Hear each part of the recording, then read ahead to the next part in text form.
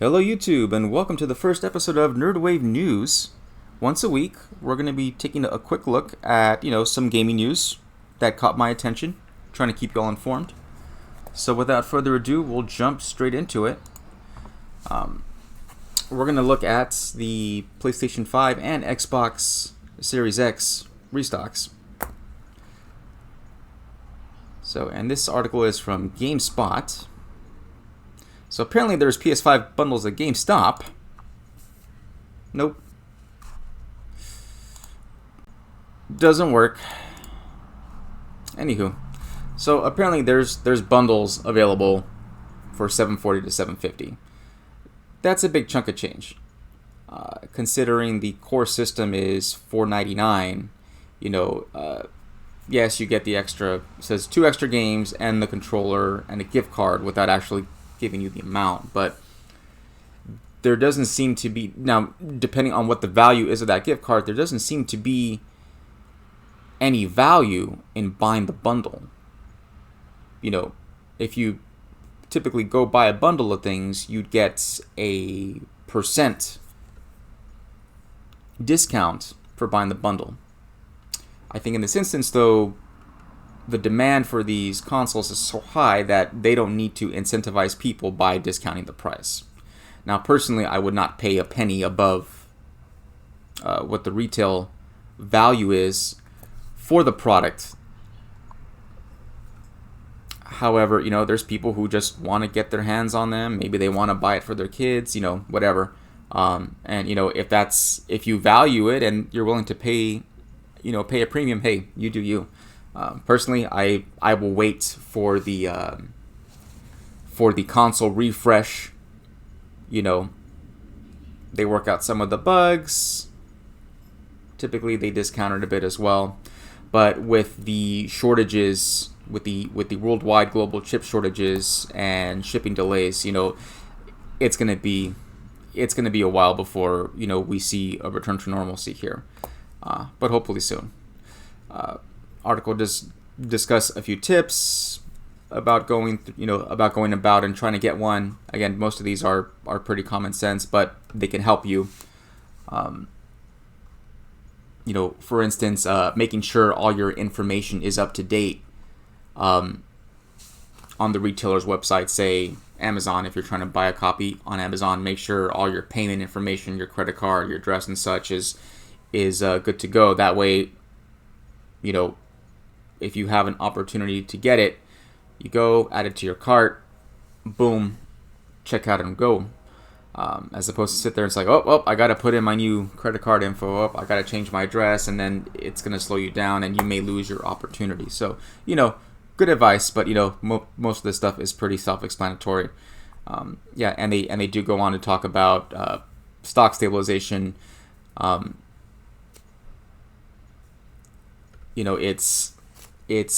It is tough to say because of this chip shortage. Everyone, is gonna, we're all gonna have to wait a little longer, it seems. But we'll just have to wait and see. And the Xbox, again, kind of the same thing. They're not really, they're giving you not a lot of information, about the circumstance. I think they may be hesitant to want to commit to certain dates and then disappoint consumers, but it's kind of the same old story here, about if you're patient and you're consistent, you may be able to get one. There's if you're going to put the time in. They're saying it's constrained to at least June. Actually, when was this article written? July 2nd. So it's pretty recent, but I wonder if they're talking about June 2022. They're saying the company apparently sold every Xbox Series X and S unit it had last quarter, and it hasn't shared any specific restock news for 2021. Well, seeing as how we're already midway through the year,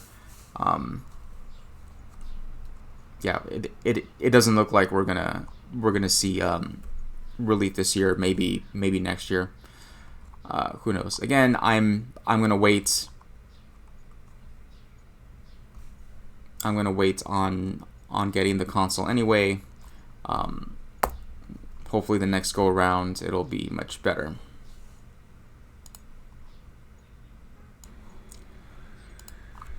Well, the next story that I came across here on IGN was indie publishers getting fed up with PlayStation. So in a nutshell, they seem to be upset at the lack of support, lack of communication, and the process that indie developers have to go through on Sony's network, to get noticed, or to even get their game put in the store, as opposed to the larger game developers. It is a pretty interesting article. It is a bit of a longer one, so I'm just going to kind of skim through here.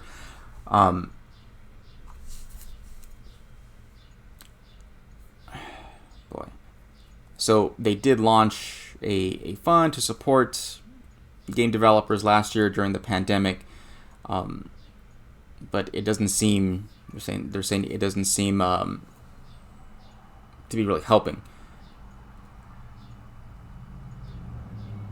And they're kind of shifting here and kind of dropping a note that Microsoft and Nintendo seem to be more supportive of their indie developers. So clearly they are criticizing Sony for this. So I did read everything, and I think from here is simply I don't think this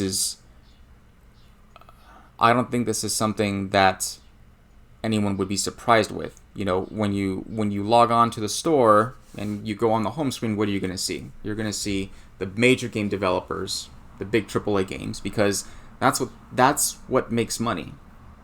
If Sony is getting a cut of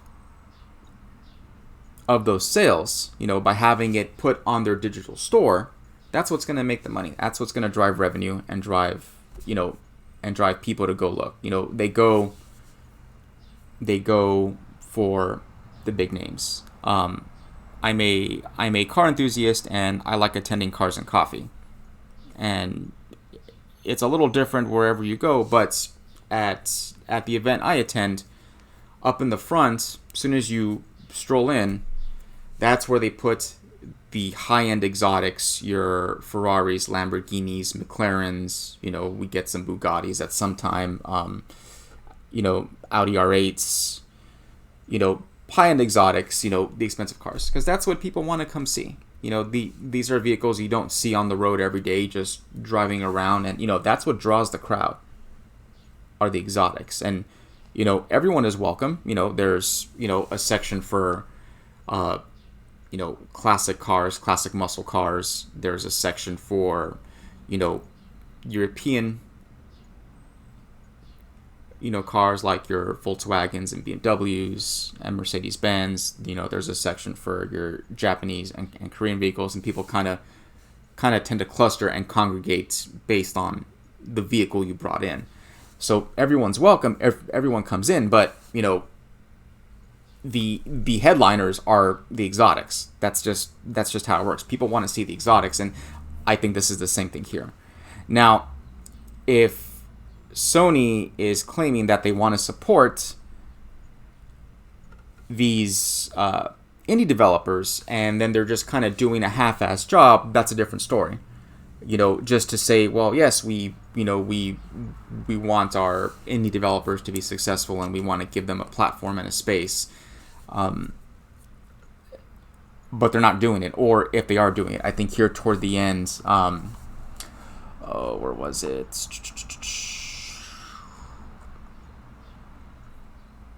So something I can touch on here.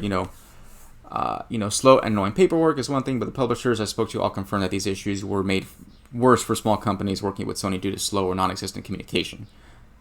That's obviously a big problem there. Smaller game developers probably don't have a lot of staff to begin with. They're running, maybe a skeleton crew. I don't know much about the industry myself, but, I'd wager it'd be no different than running a small business. if you have less and less employees, each of those employees has much more responsibilities than, say, at a bigger company, when those larger companies can afford to diversify is not the right word, but they can specialize. They can have certain employees just doing one task or just doing a limited number of tasks versus one employee at a small company doing a multitude of things. They wear many hats. I worked for, large companies, and I worked for small companies, and I can attest that's just how it works. So, it may be these small developers don't have the staff to sit there and just say, okay, you know what, you're in charge of submitting the paperwork and filling out the forms and making sure everything is done in a timely manner. You may have someone do that and also have to deal with other responsibilities, and that's when things get challenging. Where was it? I want to say it was toward the bottom.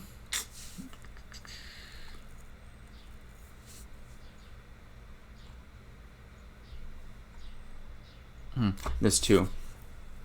So it says, White and others confirmed to me as well that there are no other platforms run as discounts like this. While most other storefronts allow publishers to discount their games when and how they like, with a handful of exceptions, it's also a move that they say not only frustrates consumers but also harms small developers who frequently use sales as an easy way to get their games noticed and talked more about broadly. Again, from Sony's perspective, it's probably like, well, if I'm gonna give up space on my homepage from a AAA game from a big developer, and we're going to put an indie developer there instead, what is my potential revenue loss? For the people who don't care about indie games and developers, they want to play the big games. How much money would they lose a day, for instance, if they swapped that out and put a smaller game that they'd still make, instead of a $60, $70 game, you're looking at maybe a $5 or a $10 indie game. And, let's say, Sony gets, I don't know, let's say they get 10%. I have no idea what a cut they take, but let's say they get a 10% cut of the sale, and if it's a $10 game, they get 10%, they get $1. Versus if they're selling a $70 game on the store, 10% is $7. Do I want $1 or do I want $7? I want the $7, and I'm going to sell a lot more of those AAA games than I am of the indie games. It's dollars and cents. So maybe it seems hypocritical of them to say we support indie developers and they're not giving them the space. But from a business perspective, that's, it does make sense. Let's see here. So yeah, this was interesting that they could promote the game by paying $25,000 on top of the cut they're already giving Sony. That's incredible. $25,000 may not seem like a lot of money for a large developer, but for a small developer, I mean, they just can't afford that. That's just out of their price range. So it's almost like they're being, F2P tactic. I think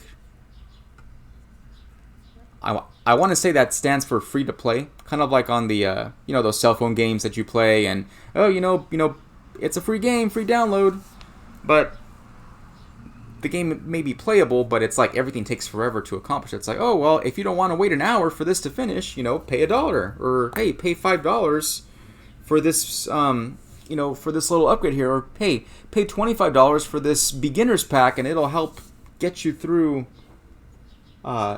It'll help get you through the first levels, in a breeze, and you sit back and you look, it's like, well, then the game wasn't really free. South Park has covered this when they had that Rebuilding Canada cell phone game. In fact, this actually brings to mind, if you've seen the movie Wayne's World, when they are interviewing the owner of Noah's Arcade, I think he said he was in the meatpacking business, and he was at an airport doing a layover, and he sees, you know, a bunch of kids just keep dumping quarters into these arcade games. And he's like, hey, I'm in the wrong business. So he creates this game where, oh gosh, something about a gelatinous cube and a medieval village, and you have to keep ascending to a different level, but you can't get to the level, so the kids keep dumping in money, and it's like, I see the same thing happening here. Is there's no end. Even the popular games like, I don't know. I mean, I played Clash of Clans for the longest time, and I retired. But there really is no end. Even once you max things out, what do they do in the next? There's a new town hall level. There's a new this. There's a new that. And it's like more resources, more time, more money. There's never really an end. It just keeps going and going and going. So that seems to be the same thing here. It's like it's almost like they're being set up to fail by not getting just a little spot. A little spot on the homepage. You can make like an indie developers corner or an indie game of the week. Just to give them some visibility. Give them a fighting chance against these much larger developers who don't need the extra help, it seems. But anyway, yeah, really good article to go through. And let's see, anything else? Wow, as high as $200,000. That's incredible. I mean, $200,000 just to get your product showcased, in front of everyone's eyes. So again, big developer, big budgets. They can afford that more easily than the little guy who is just trying to get by. But that's kind of seems to be the world, the way the world works. Okay, moving on.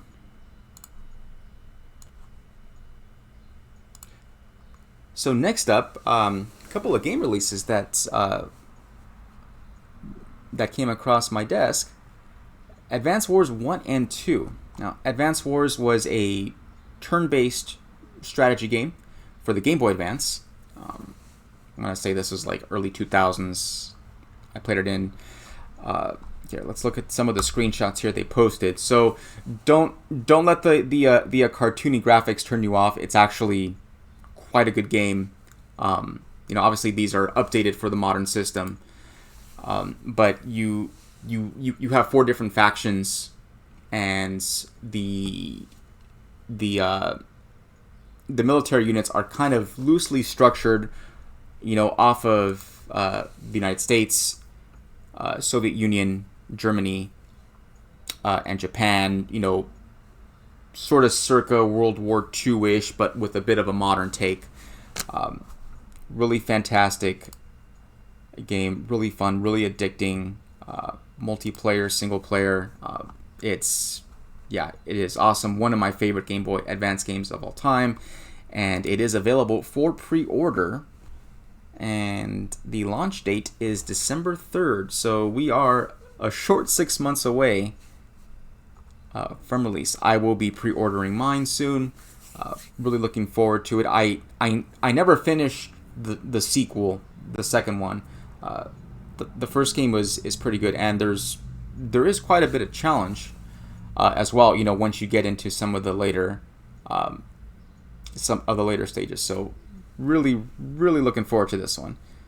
And last but not least, this came across. A game called Space Punks, and I saw Diablo meets Borderlands, and I'm like, hold up. So we're gonna play a bit of the trailer here for you. My name is Duke. Oh, and these maniacs? Just die. Yeah, they're my friends. Ooh, I'm sweated like a pig. Ugh, disgusting.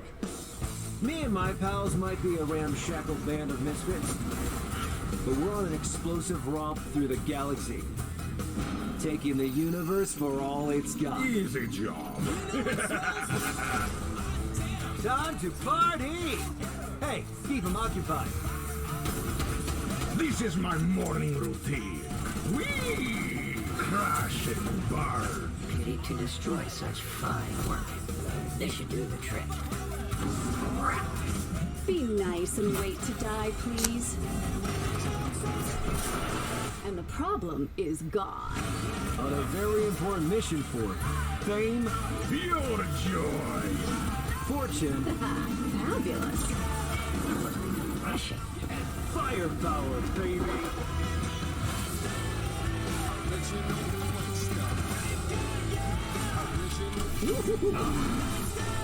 This pleases me.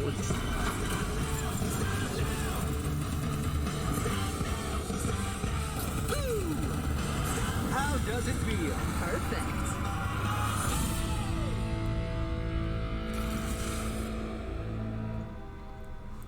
So yeah, there it is. I checked out the website the other day, but